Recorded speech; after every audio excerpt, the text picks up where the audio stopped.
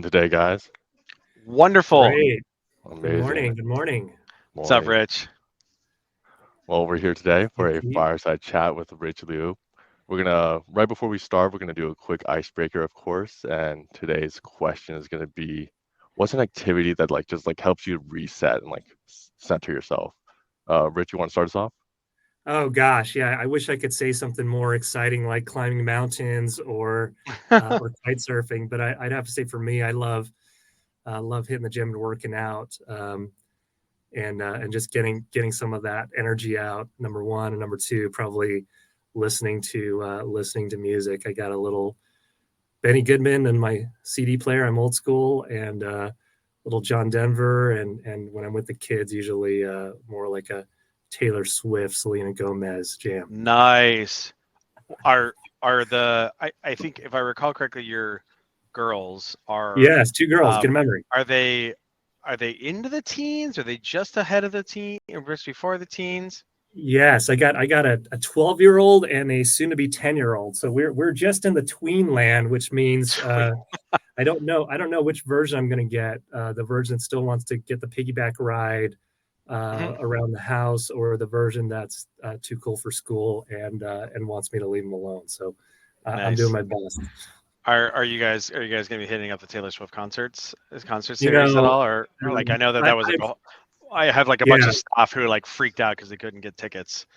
yeah I could see that. I was watching jealously Megan Eisenberg's feed of her and her daughter at the Taylor show.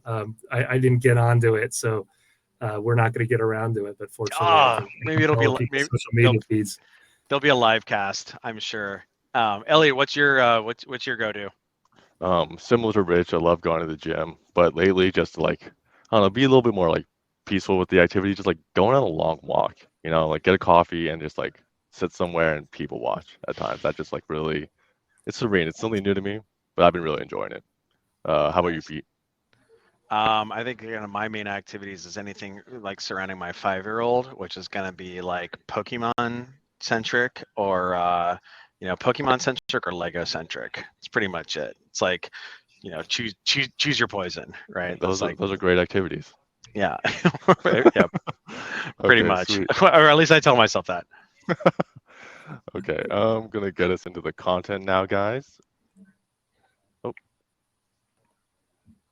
um, so yeah, today's event is brought to you by the team here at Modern Sales Pros. For everyone not familiar, Modern Sales Pros is the world's largest and highest quality community for those in sales management, sales leadership, sales and revenue operations, sales enablement, aka our Modern Sales Pros. Our mission is to create an environment for our members to answer questions they struggle to solve on their own and help them see around corners that they may not know about. We do that through live sessions like this, an online forum, and our quarterly summits. If you're not already a part of MSP, you're going to be invited to join after this event. Moving on to some housekeeping notes. First of all, this event is being recorded. You're going to be able to access this recording and key takeaways on the previous events page of the MSP website. If there's any questions for our panelists, please use the Q&A function, and they're going to do their best to get to them during the event. Okay, Pete, going to hand things off to you to do some intros. Yep, for sure. Thanks, Elliot. I appreciate it. Rich, I'm super pumped to have you here today. Obviously, I've been a fan of your career ever since I met you way a long time ago in a galaxy far, far away when I was doing customer research for Atrium, and I got introduced to you at MuleSoft. I That think we had office was lunch at King Cow, if I recall. yeah, we definitely have done that. That place is like way too spicy. But I'm super pumped to catch up here. So for folks who may not be familiar, I'm one of the founders of Atrium. Atrium makes data-driven sales management software. It's software that exists to help go-to-market organizations align their organization by embedding a culture of data-driven sales management, mainly to help them better measure, manage, and improve the performance of their sales teams. So that's a little bit on us here. I think one of the things that what we're offering folks here today is if you'd like to get one of these sweet sales nerd hoodies, we're going to go ahead and drop a link here in the chat. So just go ahead. You can sign up for that there. Just give us your size and your address, and we can get that out to you. In terms of a couple of intros here for folks. Like as I mentioned earlier, I'm one of the founders of Atrium, and also, prior to Atrium, I started and sold a recruiting software company called Talentpin. It was acquired by Monster Worldwide in 2014. That's really where I went from being like a business generalist founder to being like our first sales rep, our first sales manager, our first sales leader. We had about a 20-person sales organization when we were acquired by Monster. Subsequent to that, wrote a book on startup sales called Founding Sales, and then started the Modern Sales Pros community. So that's a little bit on me, but more importantly, we've got Mr. Rich here, who has a very storied sales career.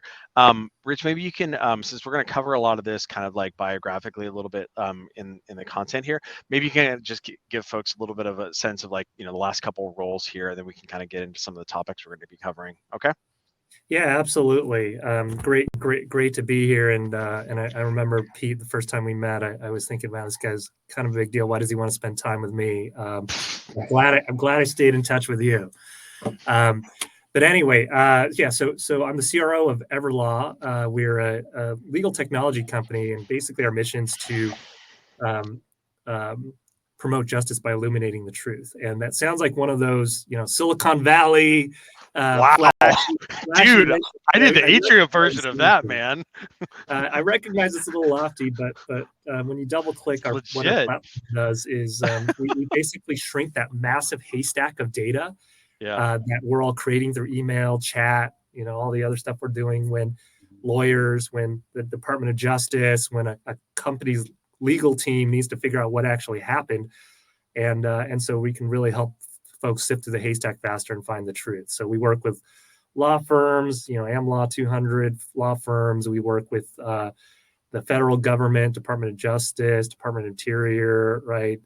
All 50 state attorneys general, and we've started to work a lot with general counsels and corporate legal teams as well, so they can really control a lot more of that destiny instead of calling that very expensive outside counsel the second there's an investigation or something they need to dig into.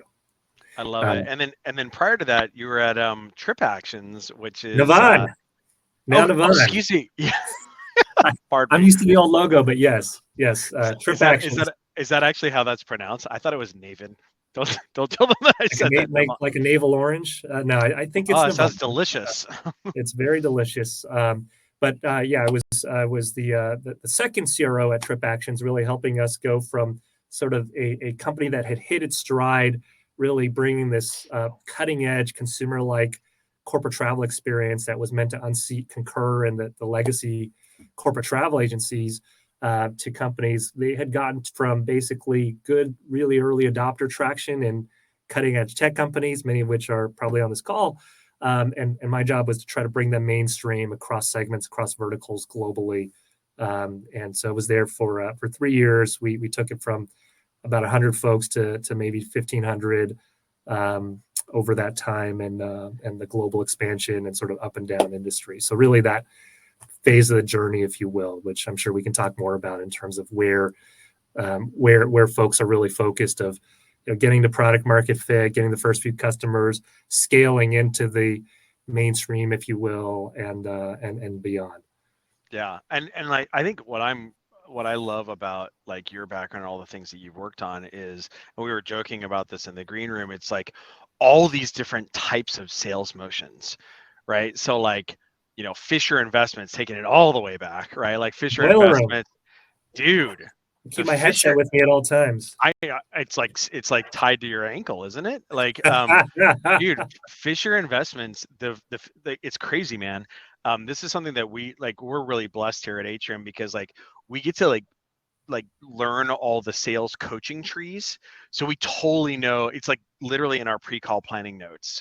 It's like people look for folks who are former, actually you have two, former Fisher, former MuleSoft, former LinkedIn, former Box, former Salesforce. Like, so these like organizations that have like very data driven, had very data driven cultures, but like, Fisher was obviously like selling to high net worth individuals, like, doing wealth management over telesales, which is like, like essentially a purely sales innovation, right? Like purely it's like a, you know, a business innovation that is being driven by like go to market, obviously, like, and then Facebook selling ads, right? Like selling insertion orders and what have you, and then MuleSoft selling like middleware, which is like traditional SaaS, and then TripActions was like usage based, and like you're selling a deal, but the deal's not actually sold until like spending happens, right? Which is like a totally different sales motion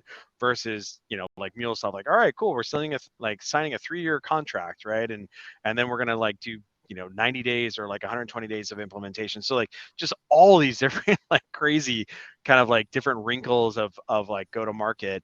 And then now like Everlaw, it's, you know, selling to lawyers who probably aren't the most like technologically adopting, like forward leaning in the world, but also then corporate legal departments. So, you know, big kind of puzzle.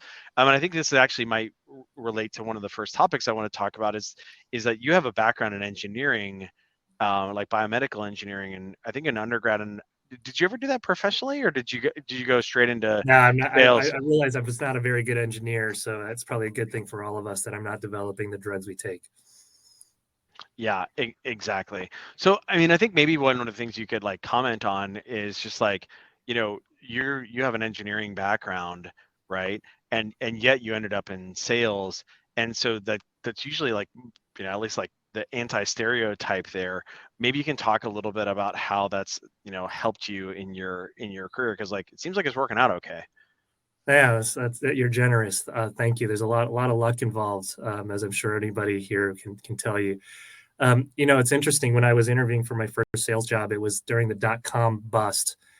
For those who are old enough to remember that, it was that period where, you know, tech companies weren't really hiring. A lot of stuff was going away, and frankly, the tech industry just wasn't as big as we know it today.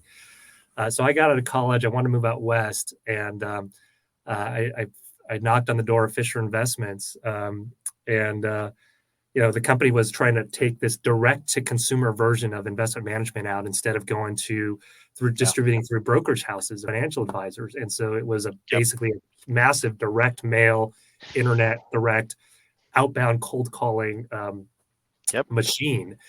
And the guy running the department was a guy named Jim Smolinski. And this guy was like blue collar, grew up in the facilities department, amazing, brilliant guy, but like just not, you know, your normal, certainly not an Ivy League schmuck. Not Like on a not on a central casting, right? no, and so he's looking at me going like, why the F would you ever want to work here? You know, you're probably silver spoon. You probably just, you know, Too want to have a fancy. fancy this and that title and a job.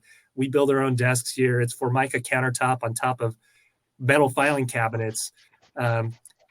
Yeah, and so I kept following up with them. I was like, Jim, I thought I'd hear back from you right now. I'm really interested. This is why I'd be good at it.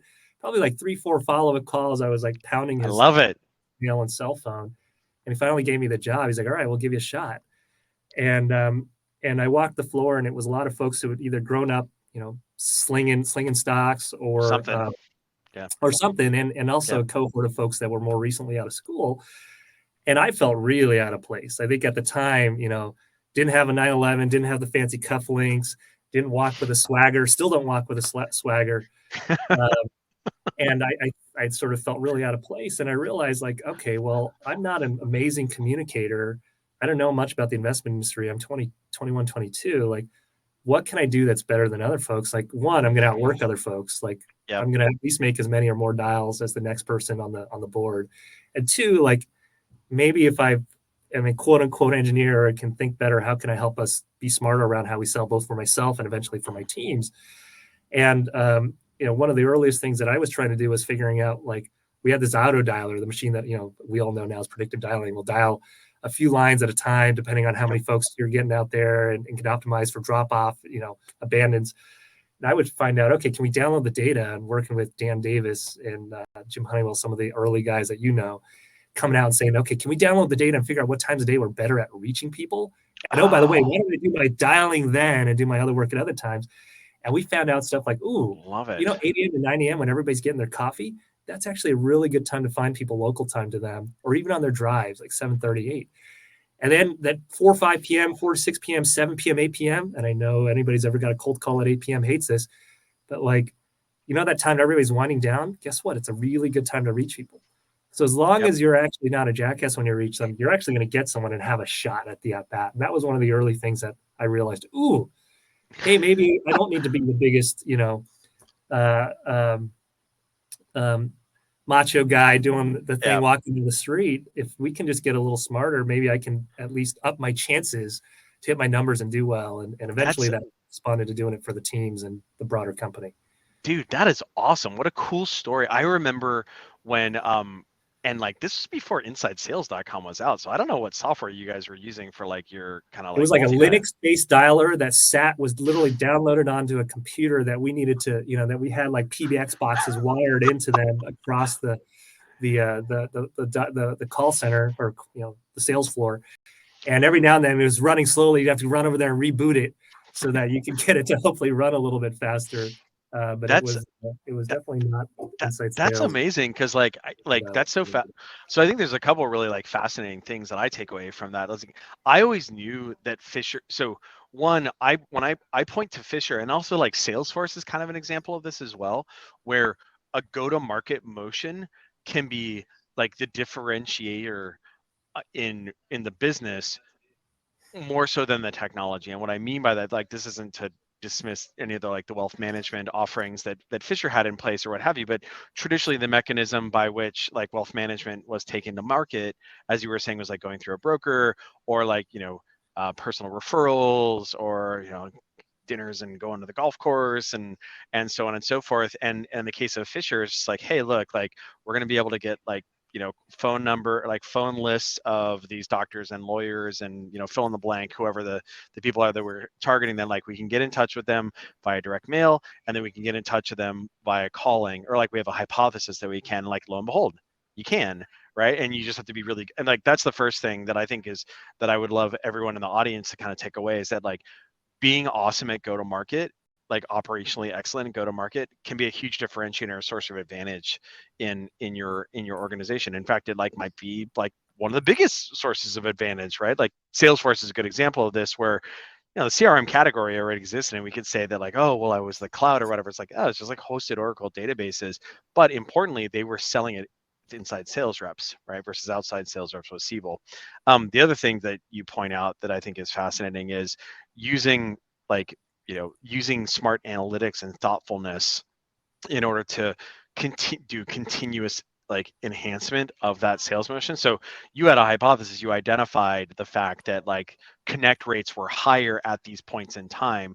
So then once we have that insight, now we got to manage it, because we're going to formalize it and we say, hey everybody, Crazy Rich over here figured this thing out. Now we're going to standardize on this, and then we're going to measure the fact that people are calling at that time, right? So if I see you doing, other work during these periods, I'm going to be unhappy with it. And so now we're going to measure whether or not like we should see those call spikes happening, and then it should roll across the United States as like time zones happening. So I think that's super fascinating, and I'm sure that's only continue to benefit you, like the systems thinking over the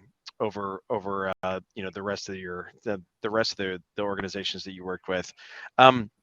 So I think one thing that's kind of fascinating, like Fisher, we make jokes about like boiler room and what have you, but so I Fisher, say that with all the kindness that connotes for folks who've grown up in a boiler room or a call center.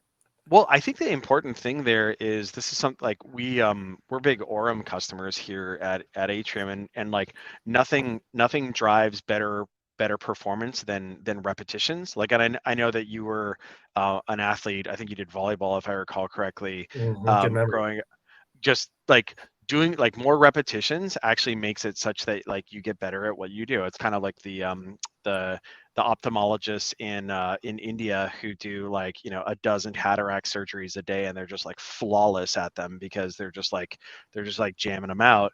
I think that like organizations who like don't give their reps the opportunity to get in the repetitions to do their reps are really like not helping them out very much. And this is something that I'm a big fan of from a training standpoint, of like essentially doing mock repetitions, whether it's like with your peers or with your manager. There's also like different software out there. There's a company called Second Nature that I call it like a AE batting cage, where essentially like you can go in and do like mock calls against an AI interface. But anyway, like, yes, all love for boiler rooms and getting people the opportunity to do repetitions. But Fisher, Facebook, MuleSoft, TripActions, lots of different sales motions. What were the kind of the key things that it took to scale up what essentially were 5 very different sales motions, but ultimately, very successful go-to-market organizations?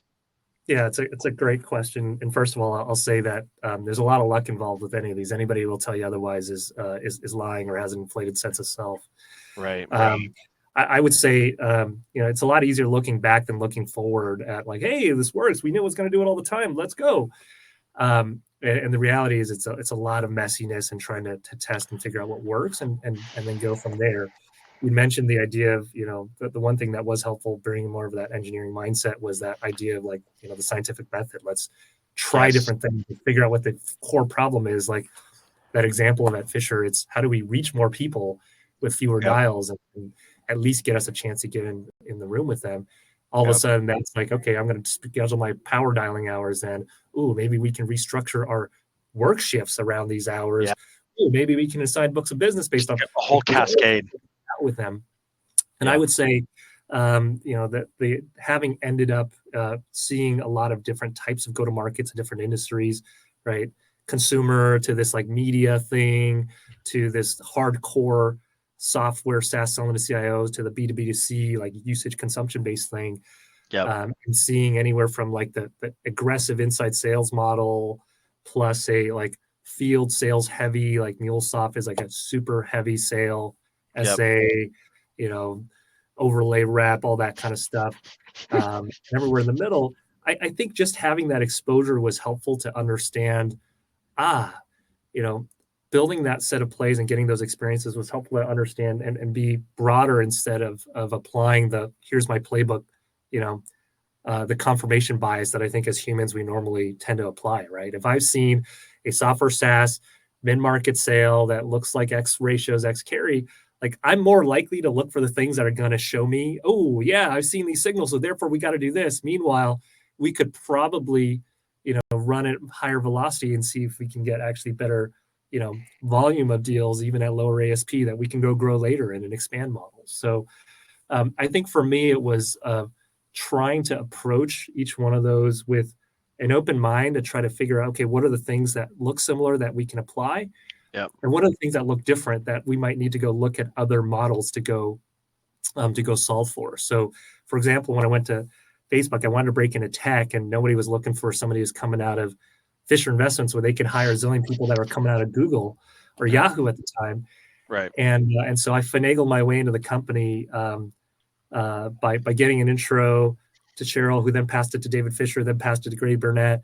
And my pitch was like, look, I've helped to scale this company that looks very different, much nothing like Facebook, but I think we've done all these things to help innovate in a space that didn't see it before. Maybe we can do some of that here. And so I got a role basically running a segmentation and tiering of our ads business project coming in the door. And I think that was a great experience to see the business and be able to say, ooh, the thing that we usually say, which is like the largest customers get the highest touch sales team that's going to take them out to the Super Bowl and the fancy dinners and stuff. Right. Well, hold on. If you look at the biggest customers of the company, they weren't Nike and Walmart at the time yet. It was like Zynga and like Living Social and the deal sites and these like performance-based e-commerce companies. Yep. Do they need to go to more Super Bowl games? No, they need better account management and optimization and better tapping into the ecosystem to go drive better conversion for them. Let's surround them with that team. Oh, and by the way, a lot of that team sits in what looks like this mid-market org that has a lot of expertise and is tied well into product and our ecosystem tech partners. So that team actually owned a lot of the largest customers circa, 10, 15 years ago, not the team that was, really well equipped to sell to traditional marketers. Now, obviously that evolved over time, but it was really important to be able to say, this is what the playing field gave us.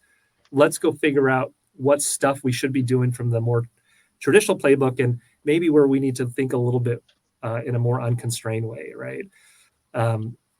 Same story with, there's usually that version of depending on the stage, depending on the industry, Something's different. what do we need to figure out as for like the next 12 to 18 months of this journey? And let's go figure out how to figure out those things and not the problems we don't need to solve yet. Like, how do we get Walmart or like problem prioritization? Yeah. And so, for example, at MuleSoft, right, the company had spent years as, for those of you who don't know the integration API space, for a long time, integration was like a tactical thing where, okay, I need to go integrate the thing, write point-to-point code, and you have a platform that does it, go talk to the developer way down in the org that's doing it. Whereas we were seeing a shifting environment of, how do we go lift that thing up from being this tactical thing that you just maybe buy at the end of the thing and you don't pay a lot for it, it's a commodity, maybe do it yourself, maybe buy, to something that feels more business critical. And so the big was being able to understand, okay, that's the journey. Let's get down that journey. It's taking a look at, and there's a book called Play Bigger, which is a great one for this, of like, how do we go create a market around this, which is, what is the ring fence? The ring fence is people moving to the cloud. We do on-prem and cloud hybrid integration well. That's good, but what is the so what that the CIO should care about? The CIO cares to go ship product faster. The CIO is worried about not being able to keep up with the technical demands of the business, to build the next app, to build the next ordering kiosk if you're McDonald's, the next Rocket Mortgage app. And that person's feeling a ton of pressure. Meanwhile, their headcount's going up maybe 5% a year, and the needs are going up like 30% a year, the demand on their team. So the was saying, hey, instead of thinking about integration APIs last, think about it first. And if you design everything with the API structure, where the second you need to pull from that old COBOL database my mom designed for you in the 80s, she's a developer, why don't you just pull off the API and grab it off the shelf, and you're just going to start developing everything and shipping everything faster. That's what you got to build. And so that's what let us break into actually credibly into the CIO's office and have a real business conversation. And I was leading our SDR inside team at the time. And the big there was, we need a really expensive, $300,000 a year strategic AE who has the white hairs and drives 911 to walk into that office and walk those halls and get the deal. And meanwhile, folks like Stephen Brody, Chris Pennington, Pete Gann were on that team going like, hey, wait a second, we've hired a bunch of smart, hungry sellers. Maybe we can train them if they're smart to go break into that with some good, strong why you, why nows and like good tailored good messaging. And to the point where that team ended up breaking into a lot of the demand as we shifted from this inbound opportunistic to outbound deterministic demand. And that demand was a lot more around a strategic initiative than, hey, I got this little project I'm working on. And so that was a big shift. And by the way, that there's a punchline for those who came out of that system where there was a challenge that Simon Parmet, my boss at the time, the president of the company, said, hey, yeah, I know you think this team is like great, but are they really going to be able to get real meetings with these like VPs at these Fortune 500 companies? And I said, you know what? Let's give it a shot. Let's put a spiff on the team to see how many like opportunities we can get with a VP plus level at a Fortune 500 or enterprise. And the team was doing at one point, I think when we started putting it in place, within like a quarter, they were doing like 80 plus of the 250, 300 meetings a month were at the VP level up for these discovery meetings at these big accounts. And the culmination was, I think, at one point, I still remember, I think his name was Lior Alfasi in Chicago, was this SDR working on Walmart, working on him for a few months, and finally gets this like, writes this email to Doug McMillan, the CEO. Hey, we've been working with so-and-so on this initiative, that initiative. We really need to have a broader conversation. And Doug McMillan writes back, oh, thank you, Lear, for the amazing work you're doing with my team. You should really talk to blank, blank, and blank CC to have a broader conversation. And just all these meetings rain down. And meanwhile, this, Doug McMillan's not thinking here's a 26-year-old, account development rep on the other end that's like said in this meeting. He's thinking he's talking to some big engagement manager who's been working across Walmart. It's like, I thought you were already a vendor versus like, no, right. Man, but it really does show, when you set out to challenge some of these status quos or things that we believe to be the case, there's actually not a lot of limit on what we can do. And I think that's where we create differentiation, right? As we're building our go-to-market organizations and go-to-market motions. Yeah, and I mean, so a couple things I pull out of that is like, one, there's like definitely like echoes of Fisher in there, where it's like the traditional like conception of like, oh well, in order to get access to the CIO, or like maybe the CIO, CISO is another good example of this. It's like, gotta have the relationship. Like, I need a relationship in order to break in, versus like, no, I need to hit him in the brain. I need to hit him in the, like, hit him in the feels and hit him in the brain in a way that actually really aligns with like the challenges that they have. And like, I can do that as any rep versus, like somebody who's like sold to this person a bunch By the way, of those things times. still work. Those things still work. So everybody always Agree. asks me, how do I get through to you? And I said, well, frankly, I'm going to delete like 99.9% of everything that comes to my inbox or my voicemail or text. But the things that work are like a credible referral from someone I know and trust on the topic. Probably I've worked with, or that I respect as a thought leader on the topic. If you don't have that, can you get through to somebody on my team with a credible business initiative that's going to like directly make a case? If you don't have that, and you're going to prospect to me directly, then you better have figured out the things that I care most about right now, that I'm either ambitious about, or more importantly, that I'm afraid of, and speak very, which is an emotional thing, even at the CXO level, right? I'm 2.5 times more likely to be afraid of losing $1 than getting $1, right? That psychological phenomenon. And so I think that's sort of the order I'm trying to go in, right? If I can't get prospect in through a high leverage referral, can I get a lower leverage referral? And if I can't do that, can I at least, and this is what we can all control, can I figure out enough about this person, what his CEO is saying, what his industry is doing, to be able to find that credible message, and then hit me on cell phone, hit me on text message, hit me on WhatsApp, hit me on LinkedIn. Try to find me at 8 p.m., right? Might not pick up, but if I do think it's someone else, you got to crack at me. And I think that's the I think that's the nature of it. But it absolutely can be done if we are credible with what that is, right? Like there's so many stories of this. When I was in TripActions, and we were selling a cool, it's a Netflix of travel. It looks amazing. Your travelers will love it. Guess what? My CFO doesn't really care about that. He's like, yeah, go talk to the travel manager. It's a tax we do, or my financial person runs the travel program. And the aha there was like, oh, at MuleSoft, like T&E was the second largest line item in our budget after payroll, being a large enterprise sales company. Yep. We just IPO'd, and our travel budget's going up more than a double, and our top line's going up like 70%. Matt Langdon, our CFO, says, okay, guys, we got to clamp this down. We can't do it. We're telling him, Matt, we're a sales team, classic answer. We got to spend money to make money. You don't clamp us down, right? You're going to take down our targets too if we do less on T&E. And he's like, no, you don't get it.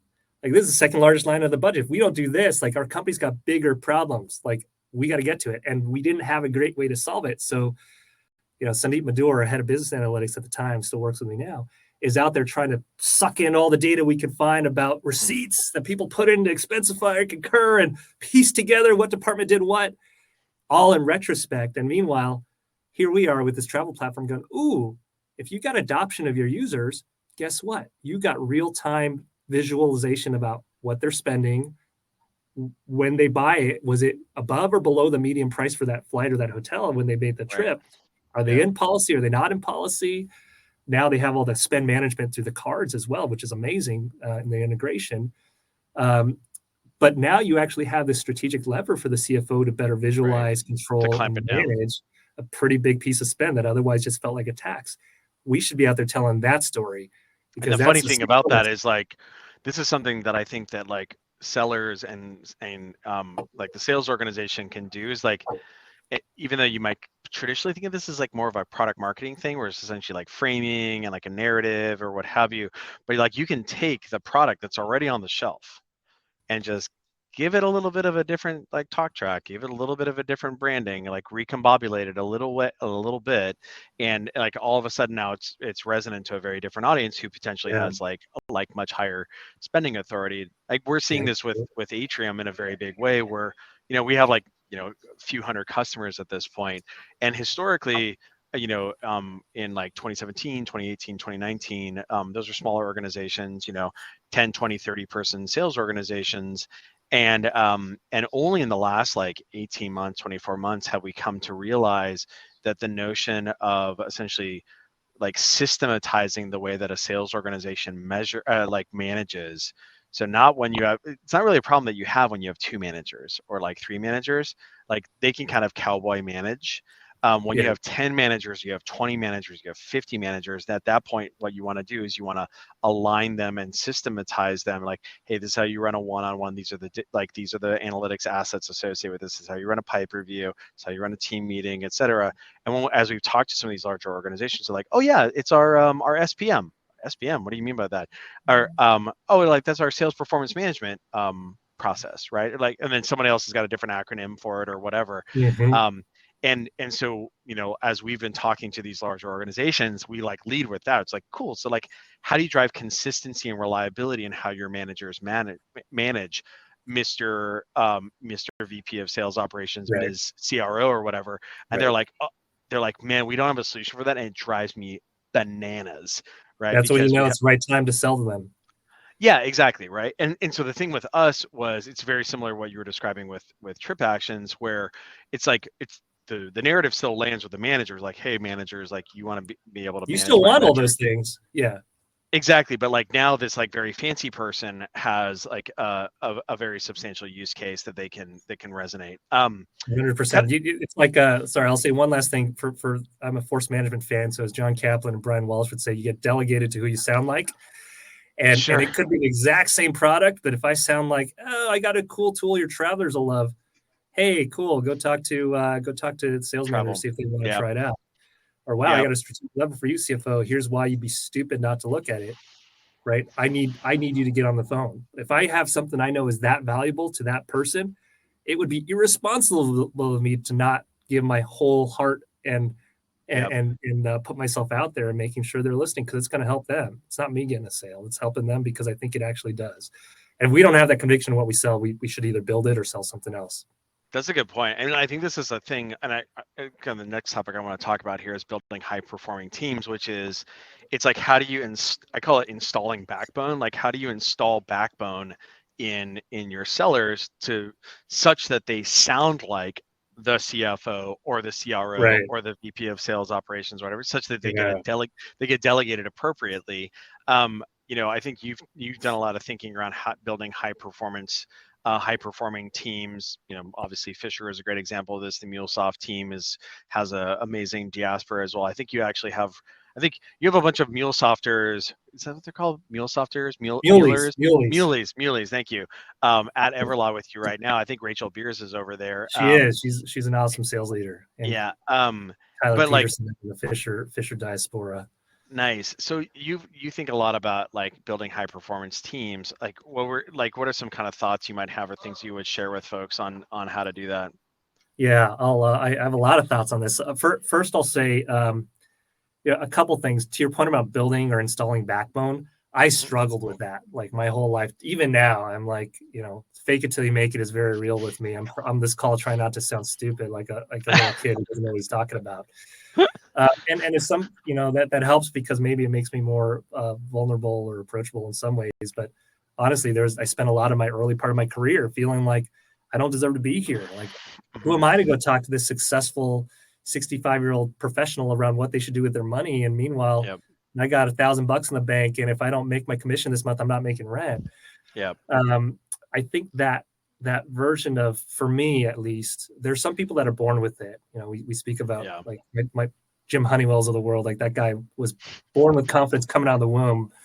Probably big dog people in his preschool. The opposite. And to me, I think it takes number one, building conviction that what you're doing. It's sort of like when I go to the doctor's office. Like, I don't go to the doctor's office. I like to use this analogy a lot. My sister's an ophthalmologist, to use her example. She does like the 12 cataract surgeries a day. Wow. But I don't go to my sister and get my eyes checked or like go get examined. She's like, well, it might be could be cancer, it could be dry eyes, but I don't know. You try a couple things, see what happens.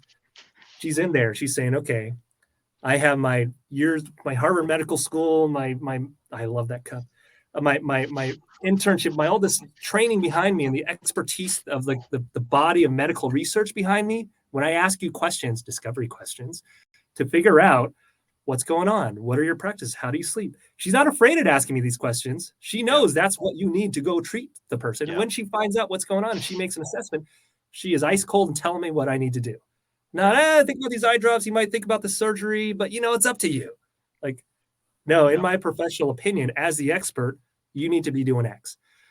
Now, again, how do you go install that backbone? You help every last person on your team, whether they're the 21-year-old right out of college or the 55-year-old who's changing industries and coming into the company for the first time. This is why you should be confident that what we do, one, is highly business impactful to the people that we are going to, either the product, the technology, the combination of that know-how and technology, whatever we're bringing. And two, these are the examples of that. And this is how you should speak to them in terms of what they care about. So you're speaking their language. And then repetition, reinforcement. Bull in the ring, right? Like the objection handling, sitting around in a circle doing that with each other. Those things are what build confidence. And then making sure, because we're all, everybody jokes like you're out there, you either make the sale, either way a sale gets made, you sell them on why they should listen to you, or they sell you on why you don't matter and they should not spend time with you. I'm a deep believer that as a salesperson, I need to be out there as much as I'm getting the hang-ups or the no's. I got to be feeding the other side of that to keep building that conviction to make sure that I'm not being sold myself. So that's a side on the building backbone piece. And we need to make sure that becomes a regular part of how we speak to our teams, how we work with ourselves, and how I prep after and between my calls to make sure I'm feeling that and getting that. The second piece about high-performing teams, it goes back to your point around what is the stage of the journey we're on. Over the next, and this is a very intimate, if you're a sales leader or a salesperson, an intimate conversation with your VP of sales or CRO, COO, CEO, whoever it is.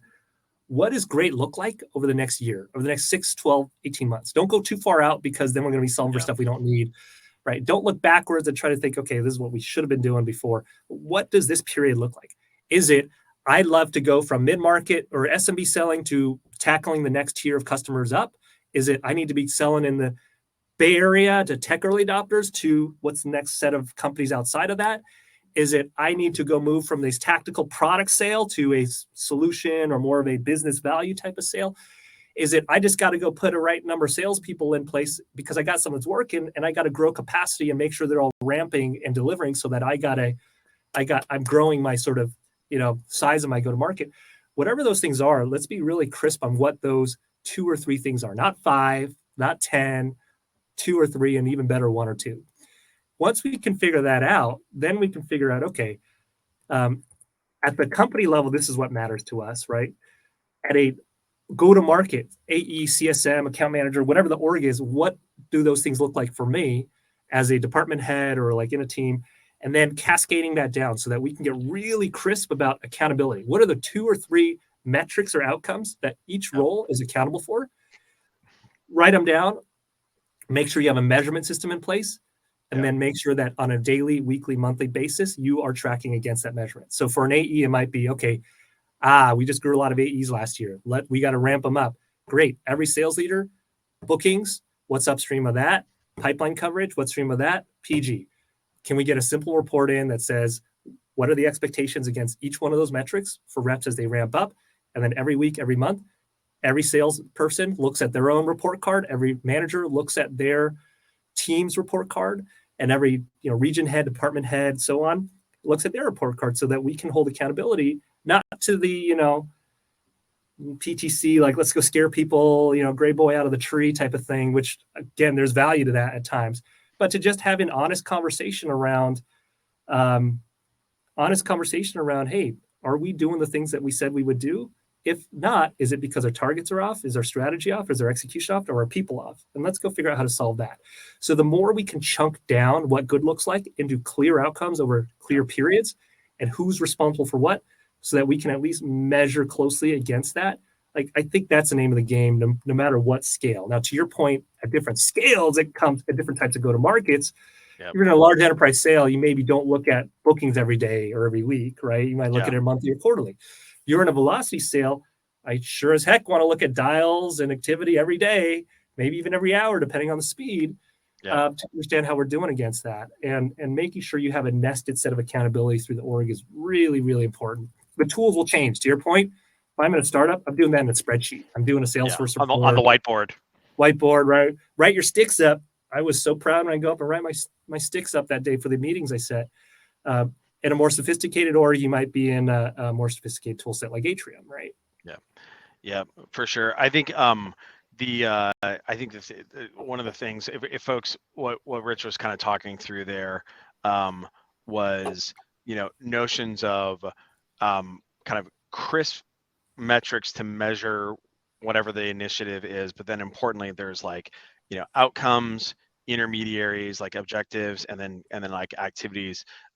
Great book for that is Cracking the Sales Management Code by Jason Jordan, that kind of talks about what those like kind of three sets of metrics are. This is something our customer success team works with organizations around quite a bit. And by the way, the outcomes might actually be something like one outcome that you're measuring on an initiative might be an input for something else. Like a good example of this was Rich was talking about pipe gen, right? Say you have a particular initiative, maybe like you've downsized your SDR organization, and so now there's a lot more of an expectation around pipeline generation for your account executives. Like on that initiative, the output might be self-sourced opportunities, right? But then the inputs to that might be things like raw activity like email volume, net new accounts that you're interacting with, and then there might be a quality measure of multi-threading on that, like how many contacts are you gauging per account, and then that's like that little bundle of like three or four metrics or whatever. That's the thing for that new AE prospecting initiative, which is separate than your core thing, like, okay, cool, like my bookings, my wins, things like that. Yeah, there's business metrics, and then there's sort of productivity performance metrics, and I think that's a great way to put it, right? Yeah, the one of the things is something we shipped recently that allowed us to, like, for folks to kind of like break apart those goals into different views, because if you have it all like together in like a hot mess, it ends up being very different. And like I think people see this a lot where they have like mega dashboard, right? And like it's just sure looks kind of cool. like, yeah, wow, there's something going on here. I don't know what it is. I'm going to close this like, hey, how's the Pepsi deal? And I think that like, being able to be very crisp around like, these are the set of things that we're using to talk about like this human or this initiative or what have you. The thing I wanted to comment on as relates to building backbone and helping reps understand like the business impact, in order to like give them the confidence. There's a number of things that we've done with our teams that I'd love to share. One is I think like helping like I can talk to our reps about like what a day in the life of a CRO might be, or a day in the life of like a VP of sales operations might be, or what have you. But they like, I don't know, Rich has kids. It's kind of like, yeah, dad, sure, whatever. Versus if you bring in like the VP of sales operations of the CRO to like, talk with the team for 30 minutes, like even if they're literally saying the same thing, it's like, oh, okay, cool. So like, we had the head of the Gainsight is a customer of ours. We had the head of North American sales, a gentleman named Jim Murphy, who came and like, did that with us. We had some, VP sales ops from larger organizations come and talk with us. Susan Frohrick from Tango and what have you. So that's like one mechanism that we've been doing there. The other thing that we do that is like feeding customer success back into the organization. And so there's a number of ways that we do that on the CS team. So our CS team is really, really religious around documenting customer success, like actual outcomes. We have a terminology for it. We call it a verified business outcome. And we actually have this like whole system implemented in Salesforce tasks, which you can actually, we actually just extended Atrium. So now you can like have arbitrarily many custom metrics using task and event objects. So our CSMs are always looking for these VBOs. That's like the cool kid way of saying a verified business outcome. But importantly, it's not just like, and then the CSMs, like they're measured on that. It documents, it goes into the QBR meetings, all that sort of stuff. But what it also does, it feeds back into the rest of the organization, right? So an AE sees that the deal that they sold 2 months ago now has has had a 75% reduction in untouched opportunity counts across the entire sales organization, that AE is like, okay, cool, I sold them Atrium specifically lined up around a pipeline hygiene initiative as like the first use case, and I saw that like, and there you go, 60 days later there's already a meaningful impact. That AE, like their backbone just got like right, and then the rest of the AEs see that as well. And so I think that that's something that organizations can really do, is helping customer success do that. We do it with usage as well. So we use a tool called Census to get data, like customer usage data, back into Salesforce contact objects. And we just have these reports that not only go to the leaders of the organizations, who like the CRO, the VP of sales operations, who really wants to make sure that like their managers are managing by metric. So not only does it go to them, which is good for accountability on the users, but it also goes to our team. So our team can see like, oh man, look at this. Like these folks are like, the dogs are eating the dog food like crazy. Wonderful. That's going to give me more backbone, right? Yeah. Those are all things that we do. Do you guys do anything like that with Everlaw?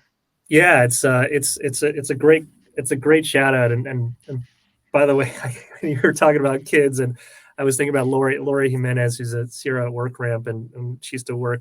We used to work together at TripActions, and she used to joke that her kids, Carlo, Dario, and Camille, would always just be mimicking her when they heard her on calls. It's all about that pipeline, Mom. Got to go get that pipeline. And yes, it all goes back to pipeline coverage and pipeline generation. But Lori, for listening, I still remember that conversation. I literally just sent her a sales nerd hoodie the other day, because my champion tracking software fired off that she had joined WorkRamp, and so she got an executive outreach, because Nice. she's Box Yeah, Diaspora, right, and also TripActions Diaspora. Lori and Leslie and Jim Herbold. What an amazing crew. But to your point, yes. CK Siu, who's our head of business analytics, worked with me at TripActions here, and funny enough, the Google BizOps diaspora with my wife Suzanne years ago. The most probably amazing analytics person that I've ever worked with, and CK has helped to really help us think through this idea of, at Everlaw, I think we are a very analytical company. We had no shortage of metrics for a very long time before I ever got here months ago. Yet it sometimes felt challenging to go pull out what were the real insights. And yet there was a lot of energy being expended to try to maintain these dashboards and lookers and Salesforce and so on. And we're in the process right now of really building a tighter rhythm of the business sort of framing that CK and Chris Fuller, our head of strategy and ops, are creating, which is just tightly, okay, for every org, what are the key metrics that matter? What are the cuts that matter? What's the frequency that we review? Whether you're a rep at the scorecard level, a team manager or frontline sales director, or region and functional level, like Josh Buckler, head of sales, needs to see, or that I'm seeing and working with the broader company on. Yep. And so I think creating that, like, what is the ultimate 3 metrics? And I love the output, right? The activity precursor output metric, precursor metric, and quality metric, and how they flow together is so critical, right? Whether you're an SDR and the output is an op, the quality is the conversion from 10 to 25 or 10 to 50%, and the upstream is, meeting set, right? Or an AE, the output is sales bookings, but the quality is whether they launch and your rate of adoption expansion, whether you're CSM and it's, rate of launch, or rate of renewal, or rate of upsell, and the upstream is, QBRs and exec engagements. I think being really crisp around that and tackling that is crucial. CK's built a lot of good tooling for us, yet at the same time, not everybody has a CK who's going to, and team, we're going to be able to do that. If you can create really simple and keep it in one spot, whether it's Atrium or, a similar place, don't have 5 panes of glass and 5 different tools. Keep it really simple and basic, so that we don't confuse ourselves and spend too much time trying to bring that forth. Oh, Lori's on the call. Awesome. Oh, she Hi, is. Lori. Oh, sorry to make you blush. Fantastic. You're amazing. Wonderful. Well, I know that we're kind of wrapping up on time here, but I think any kind of parting notes that you might share with folks on, managing their sales organizations, building high performing teams, et cetera. Yeah, I would say just we talked a lot about high performance, and we talked a lot about sort of figuring out what stage of the journey you're on and being really clear to solve that set of problems, not a different set of problems. I would say particularly at this time, right? I'm not. It's not lost on me that valuations are going weird right now, right? Are we in a recession? Are we not in a recession? The COVID spending spree is coming back down, so there's a lot of sort of normalization, equalization. Every company that I've invested in, that I advise or I'm at now, is dealing with some kind of flavor of that. And so, what I would say is number one. I was talking to Chris Rudgard from Sedoso a couple days ago, and we were talking about how like now is a time that if you haven't going through the pandemic at a travel company, going through the financial crisis at an investment company was good training for this. Every company should be thinking about, if you're a sales leader, go-to-market leader, what is it that makes my tool so indispensable to the people that ultimately are controlling the budget, the CFO, the CEO, the board, or whoever that functional lead is? And how do I clearly articulate that in a way that I am really confident in, that's backed by data or facts, that is backed by credible people who they listen to will say that? And then how do I go enable every single last person in my org to have that belief in their bones? Like that existential question is, I think, a lot of what we should all be working on right now. And with respect to performance management, I know when we talk about it, it could sound like, oh, it's clinical. Like Lori, who's on the call, we used to have a chat. If your reps are not at quota for rolling 3 months, like we have a report monthly, green, green, green, red. Ooh, what's going on there? Are they on a plan? If they're not, they got to be on a plan. If it's 6 months now, they got to be out the door. Why? If there's a reason for that extenuating, I need that VP or that CSO or that CRO to come out and say exactly why and stand up for personally and what they're doing to change it. And we're going to come back and ask that same question next month. That sounds scary. That sounds like, oh my gosh, is that the yeller screamer? The Alec Baldwin in that movie talking about. You can do that in a calm way. You could do it in a calm way. And more importantly, if we're really clear around what success looks like, right? This is what good looks like for a go-to-market, for this function, for this role, for this individual. And we give them the metrics to actually manage to it, then our job as sales leaders, as CS leaders, as go-to-market leaders, as ops leaders becomes being on the same side of the table as them, of helping each of us work through, how do we be successful? Because we know what success looks like. Let's work towards that together with this set of metrics, with this set of tools. And that's not cold, that's not clinical, that's not yelling at all. That's just building high performance. And so I just want to be clear that high performance doesn't mean yell at people, fire them in a QBR, put them in front of the group and humiliate them. It means driving high performance in an unapologetic way, and really celebrating that as a culture, and rewarding it. And I think when that's the culture out there, it's that's where I think peak performance happens, right? So really excited about the work that you and the Atrium team are doing. Love that the sales nerd hoodies are going to be showing up more. They'll be wearing it next time I'll send you some for your. I'll send you. It's actually funny. One of our customers, Justin Bullock over at Envoy, I sent him one. And Justin's awesome. And then he said that immediately one of his sons like stole it. He sent me a text message of like I think one of his sons like at a soccer game wearing a sales nerd hoodie. So I'll make sure to send you one for your daughters to steal.